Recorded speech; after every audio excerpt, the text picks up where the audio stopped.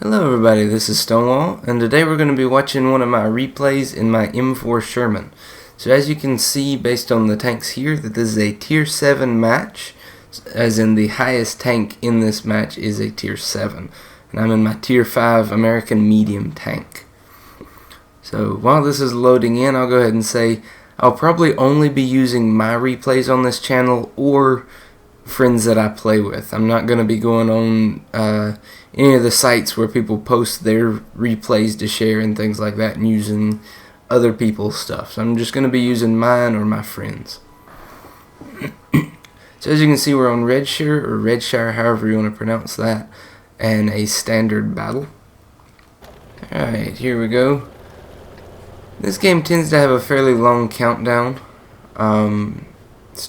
30 seconds really. It gives everybody enough time to load in. And I'm going to be switching back a little bit from free camera mode, but I'm just showing you my tank here. This is the M4 Sherman. It's got decent armor, but its main thing is it's got decent firepower. So right now I'm just watching it in kind of a free camera mode. So on the map, about I guess F1 is a castle that is a decent spot to hold down, and it's definitely a good spot to hold down in an encounter battle, as it kind of looks over at the center base. So in a standard battle, both teams have a base that can be captured. In an encounter battle, there's only one base in the middle, and then there's also assault and defense, where only one team has a base and they have to defend it from the enemy. So this is a decent position to use on the map for cover, and as you can see, I'll switch to my view here, kind of looking at that T-37. Got some decent cover with the or concealment with the bushes and cover with the rocks.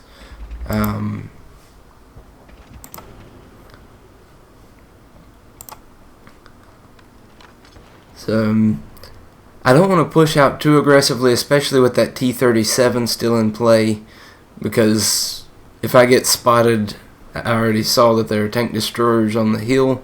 I can see my STRV-74 getting hit over there.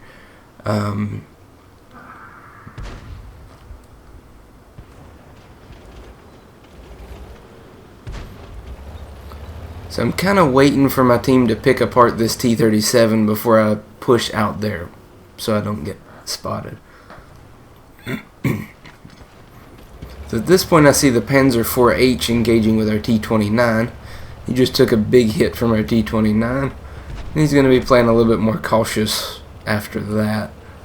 So the T-37 just got taken out, so I'm going to push up a bit to try to help my T-29 out and see if I could get a shot. I should have.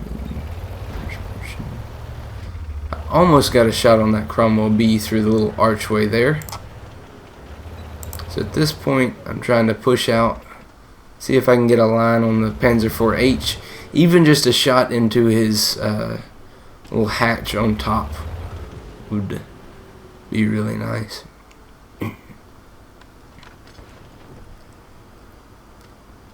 So far it's been a really slow gameplay, and I think that's part of the reason why not as many people play this game.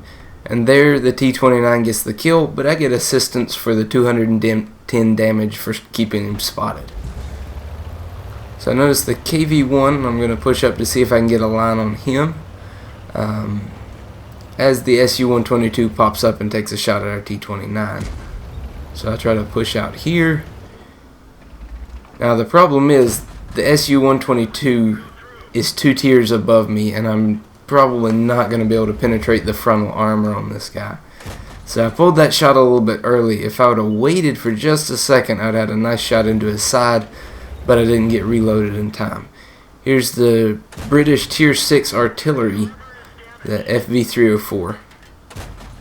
Put 2 shots into him, thought that tank destroyer was going to pop back out, and I don't get fully aimed in time, and he starts moving. So took an extra shot, hoping maybe I could get a blind shot on him, but not quite. The T-25-2 is looking the other way, so I put one into the back. I guess I was kind of in the side of his hull. I tried to lead him, but he stopped moving. Here's the SU-100Y. Put one into his side. Put one into his front. And I figure he's still the bigger threat. There's another one into the SU-100. Bounce. Another one. He's at 27 hit points. And he gets behind cover. At that point I take a hit from the Cromwell B, so I gotta back up a little bit. And somebody else gets the kill. So this is where I get my first kill of the match. I set him on fire. So I hit him, another teammate hit him, but I got the kill because the fire damage was what finished him. Took a blind shot to see if I could hit the Cromwell there. At this point I kind of noticed there's a lot of enemies behind us on this flank. So I'm going to try to push out there and keep them from coming in and shooting us in the back.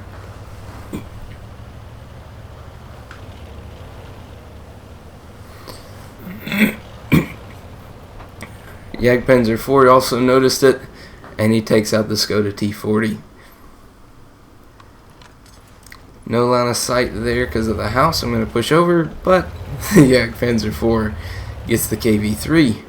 Now at this point the Cromwell comes up. Now Cromwell doesn't have the greatest armor, but he's got really good mobility and a pretty fast fire rate. There I see the Swedish tank destroyer, Tier 5. And I will say that thing is very dangerous. I recently played a match where somebody got 10 kills in that, but our OI finished him.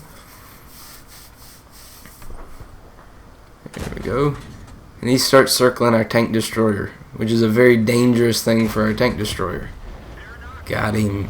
So got the Cromwell out. I'm up at 1,382 damage at the moment, and there's only one tank left. Now, I guess the real MVP of this match would have been that Jagdpanzer IV, who is on 5 kills. And here's a little physics fail. I went up on one track. I've actually never seen that before and haven't been able to duplicate it. So I'm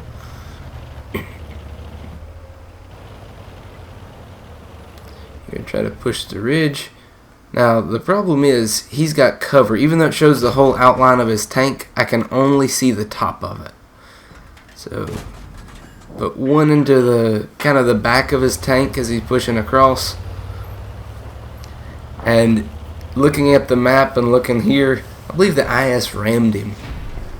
So there's the end of that match. So here's the battle results right here.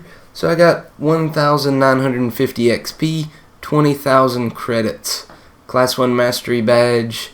I got a medal for setting that one tank destroyer on fire, and of course Fire for Effect. Fire for Effect just means that I did more damage than the hit points of my tank, which it's pretty obvious. I did almost 1,500 damage in that match, and I was actually 2 tiers down. So you can still be very effective in matches even if you're not top tier. The next page shows I was second highest for damage, the Jagdpanzer IV being up at 1,700 with 5 kills, and I pulled out almost 1,500 with 2 kills here. And the last page here, you can look, 16 direct hits, only 13 penetrations, 24 shots fired, so not the greatest accuracy. And most people would look at this as kind of a mediocre game, but I feel like it was one of my best games. Cleared 17,000 credits after repairing my vehicle and paying for ammunition. Didn't have to use any of my consumables or anything like that. So, just thought I'd share this gameplay. I thought it went pretty well. I mean, there's a lot of things that could have gone better. And I'm sure a lot of players have done better and posted much better games than this, but I thought I would share this one. But anyways, this is Stonewall signing off, and I'll see you in another video.